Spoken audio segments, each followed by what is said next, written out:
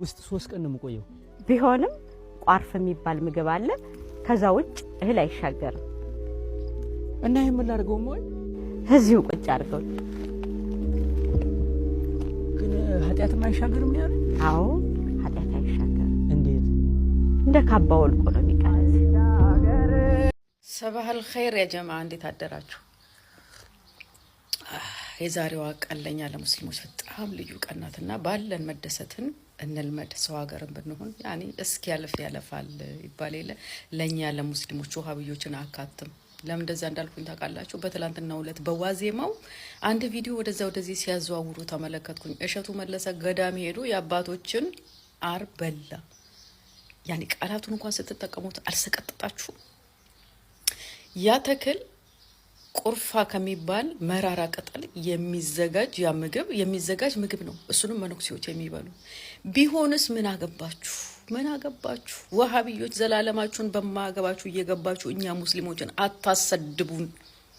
በቃ አታሰድቡን። ስለዚህ ለላችሁ መፈልገው ነገር ቢኖር ማለት ነው ዛሬ ዒዳችን ነው። ሰው ባለው ነገር መደሰት ይፈልጋል። እንዳትረብሹ። በድጋሚ ለእህት ወንድሞቼ እንኳን ለኢደል አድሃ ለ1447ኛው ኢደል አድሃ በዓል በሰላም አደረሳችሁ ለማለት ወዳለሁ። እናንተ ግን ሙምኪን መጥፊያችሁ ደርሷል ኢንሻአላህ። ያ ውርደት ማይሰለቻቸው የኔን ፎቶ እያደረጉ ነበረ ሰሞኑን ቲክቶክ ላይ ተከታይ እንዲመጣላቸው ሲፍጨረጨሩ የነበሩት እሷን ስላልተሳካላቸው አሁን ደግሞ ገዳሚያዋን ካካን ይበሉት የሚል ዘመቻ ነው የዘመቱት።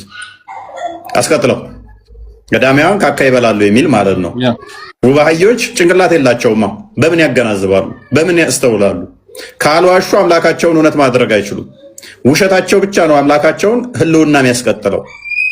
ውድ ሙስሊም እህት ወንድሞቼ ምንድነው የምትረዱት? ከእንደዚህ አይነት ቆሻሾችን ዛሬም መምህር አድርጋችሁ ትከተሏቸዋላችሁ? ዛሬም እነኚህን ሰው ናቸው ያስተምሩናል፣ እውነት ይነግሩናል ብላችሁ ትከተሏቸዋላችሁ? ሪከርድ የሚያደርጉላቸው መዩት።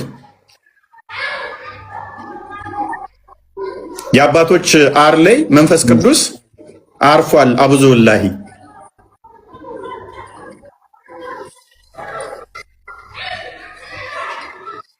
እነኚህ ናቸው አሁን እስልምና እውነተኛ ሃይማኖት ነው ብለው የሚሰብኩህ እነኚህ ናቸው። እንደነኚህ አይነቶቹን ክርስቲያኑ ነጥቷል። ውባህዮችን አይከተልም። ጭንቅላት አልባ አካል ተረከዝ ሊያመልክ ማንም ክርስቲያን ሙስሊም ቤት እንደማይሄድ ግልጽ ነው። ጭንቅላቱን የሚጠቀም እግር ሊያመልክ ጭንቅላት የሌለው ጋር አይሄድም። ውባህዮች ጭንቅላት ስለሌላቸው አምላካቸው ጅመር።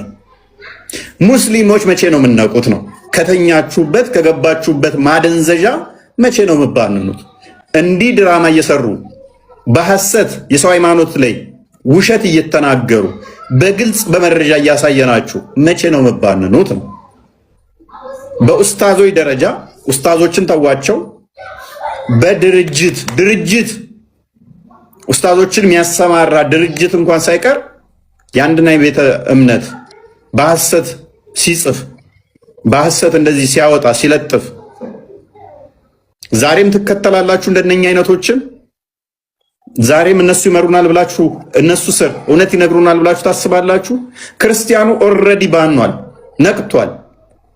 ምን አይነት ቆሻሻ ድራማ እንደሚሰሩ ሁሉም ክርስቲያን አውቋል። አሁን ላይ እግዚአብሔር የተመሰገነ ይሁን። በፊት የሰው ፕሮፋይል እያደረጋችሁ ሻዳ ታስይዛላችሁ፣ ያልሰለመውን ሰለመ ትላላችሁ፣ አርቲስቶችን አንጣችሁ ሰለመ ትላላችሁ፣ የክርስቲያን ፕሮፋይል እያደረጋችሁ ሰለመ ትላላችሁ። ነቃባችሁ፣ ሰለቸው፣ ቋቃለው ክርስቲያኑ። ሙስሊሞች መቼ ነው የምናውቁት? እነኚህን መከተል የምታቆሙት መቼ ነው? እኔ ለክርስቲያኑ አይደለም አሁን መልእክቴ።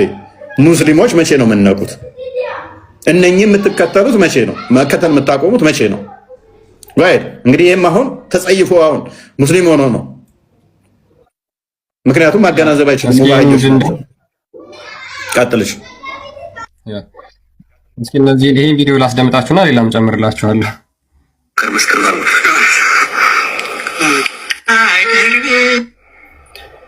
በምንዘጋኝ ያ አላህ ይሄ ነገር አሁን ከሃይማኖቱም ጋር ምን ያገናኘዋል?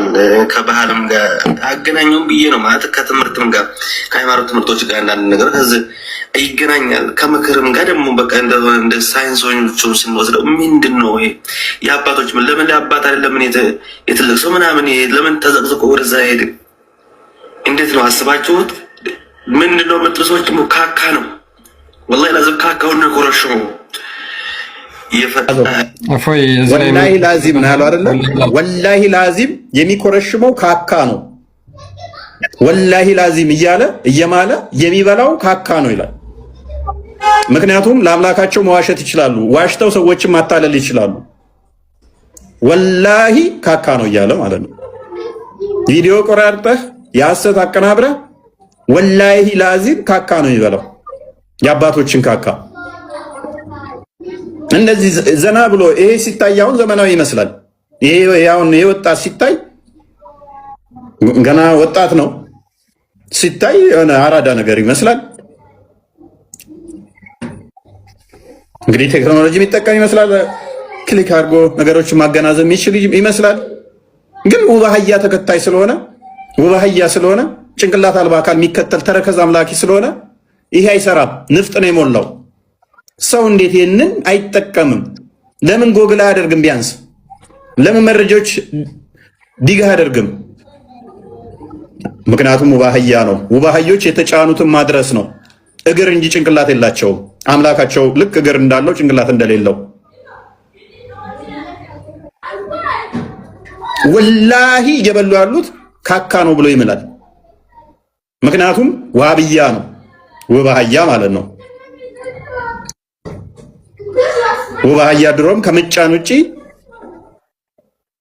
ሪዝኔብል አይደለችም። በምክንያት የምትናገር አይደለችም። ተበላይ ከጠጣች እንበርት ስለሌላት በቃ ማናፋት ነው ዝም ብሎ። አህያ እንደዛ ነች። ውባህዮችም እንደዛ ናቸው። ይጫናሉ። የተጫኑትን ዝም ብለው መጥፋት ነው፣ ዝም ብለው መጮህ ነው። ሪዝኔብል አይደሉም።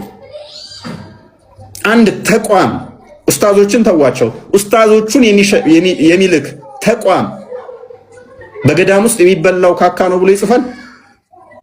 ጋይድ አስባችሁት? ምንድነው የምትሰዎች ካካ ነው ወላሂ ለዘብ ካካውን ነው የኮረሸው። የፈጣሪ ያለ ማለት ምንድን ነው የሚሉት ነው የምመሰለ ለምን ያ እንግዲህ ወላሂ ላዚም እያሉ አምላካቸው በክብር በውሸት የሚመሰገን አምላክ እንደሆነ እያየን ነው። የወሃቢያ አምላክ ማለት ነው ጣዖት ነው፣ ሰይጣን ነው፣ አጋንንት ነው። በውሸት የሚከበር በውሸት የሚመለክ አካል አጋንንት ነው እንጂ እውነተኛ ሕያው አምላክ እንዳልሆነ ከዚህ መረዳት እንችላለን። እስኪ ይሄኛውን ደግሞ እናዳምጠው። ዘገነነኝ ወላሂ ላዚም ዝግንን ነው ያለኝ እሸቱ ኮሜዲያን እሸቱ የአባቶች አር ነው ተብሎ የደረቀ አር ሲበላ አይቼ ዘገነነኝ ወላሂ ላዚም። ምንድነው የዘገነነው? ኮሜዲያን እሸቱ የአባቶች አር ነው ተብሎ ሲበላ አይቼ። አሁን ምንድነው እሱ? እንደዚህ አይነት አስጸያፊ ገዳማውያንን የመምታት ስራ ነው። ሰዎች ወደ ገዳም እንዳይሄዱ ገዳማውያን አባቶች አራቸውን አድርገው ያበላሉ የሚል ዘመቻ ነው የተከፈተው። ካካቸውን አድርገው ያበላሉ የሚል ማለት ነው። ኢንቴንሽናሊ የተደረገ ነው። አንድ ሰው ቢያደርገው፣ ሁለት ሰው ቢያደርገው፣ ተራ ሰው ቢያደርገው እንተላለፍ ነበረ። ያደረጉት ንጽጽር የሚሰሩ ልጆች ወደ 6-7 አይቻለሁ። ወደ 7-8 ልጆች አይቻለሁ ንጽጽር የሚሰሩ አክቲቪስቶች፣ ኡስታዞች፣ ተቋም ኡስታዞችን የሚያሰማራ ተቋም ነው የለቀቁት። ግለሰቦች፣ ተራ ግለሰቦች አይደለም የለቀቁት። ተራ ግለሰቦች ቢሆን ዝም ብለህ ልታልፋቸውም ትችላለህ። ንጽጽር የሚሰሩ ኡስታዞች፣ ንጽጽር የሚሰሩ ንጽጽር ይቀድም ያደርጉ አክቲቪስቶች፣ ተራ አክቲቪስቶች አይደለም ታዋቂ የሆኑ ኡስታዞች እና ተቋም የለቀቁት ተራው ግለሰብ አይደለም ብዛት የለቀቀው ኢንቴንሽናሊ ሆን ተብሎ የተሰራ ስለሆነ ማለት ነው። አባቶች ካካቸውን አድርገው ይመግባሉ የሚል ዘመቻ ማለት ነው።